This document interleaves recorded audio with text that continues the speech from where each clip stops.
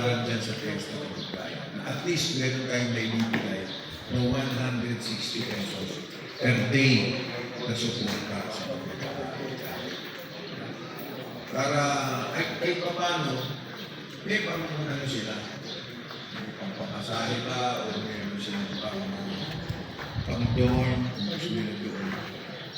Para ma-maximize natin yung panahon ng bawat isa.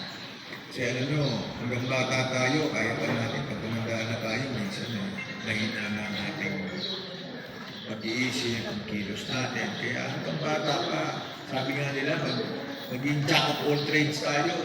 Ito ng buhay ngayon. Kailangan makabilidad ka. Hindi mo pwedeng asahan yung tinapos mo sa kolehiyo. Hindi talaga yun ang bandang huli sa lahat ang nangyayari.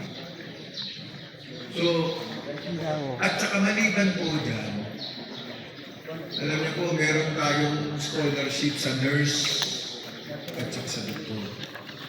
Yung isang araw, may 6 na mga magulang tayo na nagpirmahan tayo ng memorandum of agreement na kung saan yung mga anak nila na 6 ay bibigyan natin ng scholarship para maging doktor.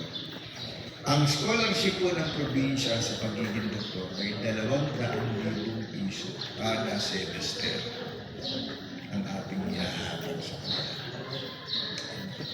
Meron tayong napagtapos na 10 na. Nagsisilbi na po sila sa ating ospital. Pero nakita ko kailangan padamihin natin ang padamihin ng doktor natin, padamihin natin ang padamihin ng nurse natin. Dahil malapit na magbukas yung pinagawang ospital dito ng Jericho. Napakalawak po. Pwede ka mag-skateboard sa loob ng ospital. Eh sabi ko, baliwala